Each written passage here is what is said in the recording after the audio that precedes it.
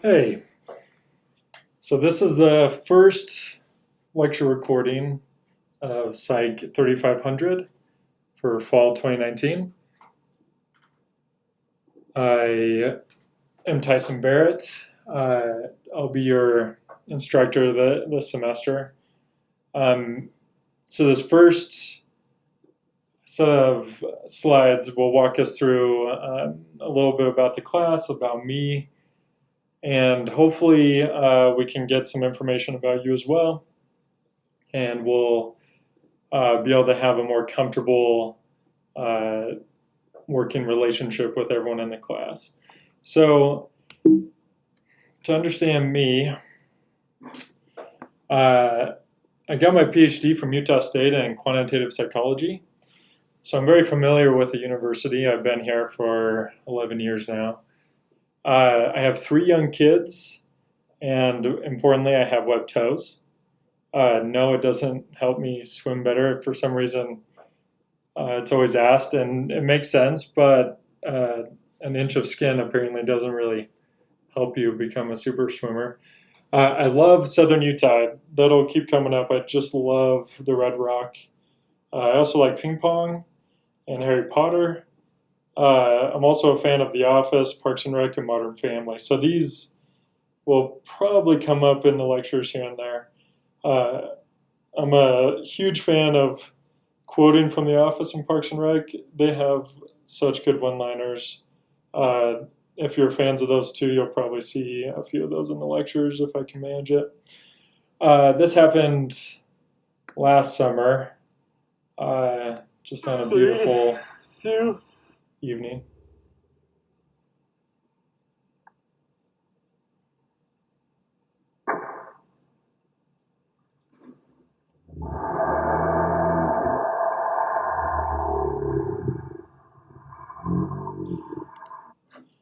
Yeah, I enjoy having fun. I wouldn't call me crazy fun, but I do enjoy having fun in the summer. I'm much more of a warm person than a cold one. I don't love the winter. Uh, I like the fall and spring, but summer is my favorite. All right, so you're not going to tell me about you right now, obviously, but the next thing you're going to do after we go through the syllabus will be to tell me about you in a post, just a discussion post. So please do. I know it's never fun unless you're slightly narcissistic to introduce yourself to a group you don't know, but this will really help us open up. So before we dive into the syllabus, I want you to consider this figure right here. So on the x-axis, that's this one down here, it's the year, so it's starting from 1880 and goes up until about, probably 2018 is the last year they have. And then on the y-axis, they have the average world temperature change. And so this is essentially the global average temperature as measured through various different tools. Each dot is a measurement. And so you see there's some bouncing up and down a little bit, which is to be expected depending on the tilt of the Earth and all that stuff if you're into climate science. But I want you to consider, what is the message of this figure?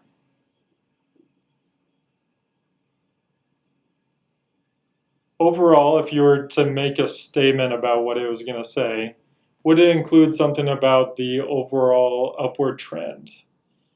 Especially somewhere after this point, around 1960, we're starting to really see it just goes up and up and up overall. Obviously, it bounces around the individual points, but the average of it is just going up. Some of the hottest years on record have been the last few. So overall, this figure tells us a lot. It tells us really quickly information regarding the temperature of the Earth and how it's changing over time. This is science. This is communicating information in a way that other people can understand it and take action based on it. Consider this second example. This one is going through time for different areas. So Africa, Americas, Asia, Europe, and Oceania. So if you watch what these circles are doing, for the most part in the Americas and Asia, you're seeing a lot of it going towards the upper right. Africa is interesting to watch. It's very interesting to watch here because it bounces around quite a bit. So the x-axis in this case is GDP per capita, so that's roughly how wealthy a country is. And the y-axis is life expectancy. And so for the most part, as countries get more wealthy, their life expectancy improves. Africa is a really interesting one because it bounces around so much, because of the instability of the governments there. Europe is also interesting in how unified it is in terms of GDP and life expectancy. Asia and the Americas have a lot more discrepancy between different countries. So if you're thinking about what this one's communicating, what would it be? Would it be a message about how low Africa is, both in terms of GDP per capita and life expectancy across time? Is it how much the countries have grown, specifically over this span, which is just 50 or 60 years? Again, a single figure is telling us a story about the whole world. And really good research questions and analyses can provide this kind of information so simply that people understand what's happening, even though the data and the research questions and the analyses themselves are complex. And so one of the goals of this class is to help us understand not only how to interpret this, so we could look at this data and understand what's happening, but also understand what leads to this point, that you can provide information that people can understand quickly and take action on. All right, for the syllabus, I'm not going to go through the whole thing. I expect you to read the whole thing. Most of the questions that I get early on in this class usually are answered directly in the syllabus, and so it's something to consider as before asking a question, send me an email. Read through the syllabus and see if it's already answered for you. If it is answered in the syllabus, I may not answer your question at all, or definitely not right away, because if it's in the syllabus, it's not a pressing question for me. The syllabus will go through the course purpose, which ultimately is leading to this, where you produce a scientific research proposal, not and, use an APA format. So that is what we're leading up to in this class. We will be giving assignments and going through things that will lead us to that point. We'll talk about that in a little bit in more detail. The structure, of course, this is an online class, and so I'm going to provide lectures like this. They're going to be short, generally between 10 to 20 minutes. That will go through the core concepts that I want you to take home. They'll go through aspects of assignments that are important, and ultimately those will help guide you in the direction that's best to go. However, the majority of the information is going to come directly from the book. And the book is by Beth Morling, and it's called Research Methods in Psychology by Norton and Company. And so that book is required. Most of the information you're going to get directly is going to be from the book. It's really well written. It's well designed. I took a hard look at a lot of books, and this one was the most comprehensible and most entertaining. Make sure when you get the book, you get a copy that allows you to access the Inquisitive online software. So don't get a used version, get a new one. That it'll have a handout right after the front cover that gives you a registration code to access Inquisitive. We'll talk about Inquisitive in just a sec when we talk about the 3 components of your grade, but know that is one of the important things about your book. And then the other thing you'll need is access to Canvas. Okay, so the 3 components of your grade, it's going to be Inquisitive, which is 20% of your grade. That is going to be software that the publisher provides of the book. It's a really good way to make sure you understand what the reading was about. You won't have to turn anything in separate from that. You'll just take the quiz on there, and that'll be it. At the end of the semester, I'll grab the grades from Inquisitive and put them into Canvas. Inquisitive gives you lots of chances to get a good grade, so it won't be difficult to get a grade in that one that you want. It just means you need to pay attention to the chapters and then do the quiz. Even you could be doing them somewhat simultaneously. The second part of your grade, the biggest part, is assignments. That's 50% of your grade. These assignments are going to be the ones that lead you up to this final proposal, which is the third part of your grade. These are going to be very important for you to work hard on. We're going to give you feedback on them, going to be peer review and other things. These things will ultimately lead to this final proposal, and so if you work hard throughout the class, the final proposal won't be too hard.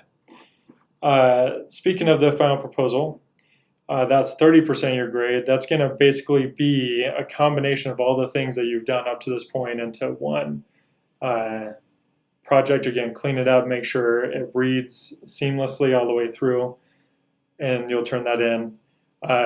With 30% of your grade on the line, you'll want to make sure that that's good. And I read those really thoroughly, make sure everything makes sense. With each of those, so the final project won't be due until finals week. The assignments will have due dates in different modules on Canvas.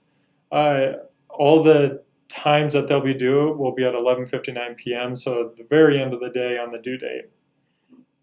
You can work in groups if you have friends or you want to make connections in the class. You can do that. However, you can work alone if you want. As long as you're turning in your own work, you can talk about it, Skype with each other, whatever you need to do. But you got to turn in your own work. The assignments themselves will be described and listed in Canvas in more detail. So check those out. Next, the grading criteria is basically the run-of-the-mill. It's the same as most classes. So take a look at that if you're curious. I give some recommendations for writing success. Read through that. There are resources to help you if you're concerned about writing. In my experience, the main obstacle for people is just to start writing. We're not good writers usually because we don't ever write. And that would be dumb to think that someone would be super good at a sport without ever trying, and it's the same with writing. When it comes to meeting with me and getting letters of recommendation, first, if you want to meet with me, we can do this. We can just virtually meet over email, me answering your questions. If you do email me, put PSY 3500 in the header so I know it's for the class. if you're here in Logan or somewhere close, we can work out a time usually. Overall, it seems to work out great if we communicate over email for the most part, and maybe we can plan a call if you're not close to Logan.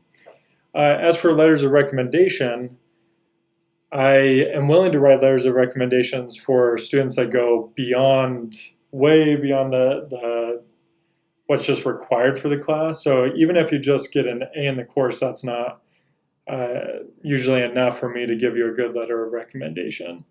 In general, you'll want to reach out early, maybe get involved in research with me, stuff like that, if possible. My research is very specific and very quantitative oriented, so you may not be interested at all.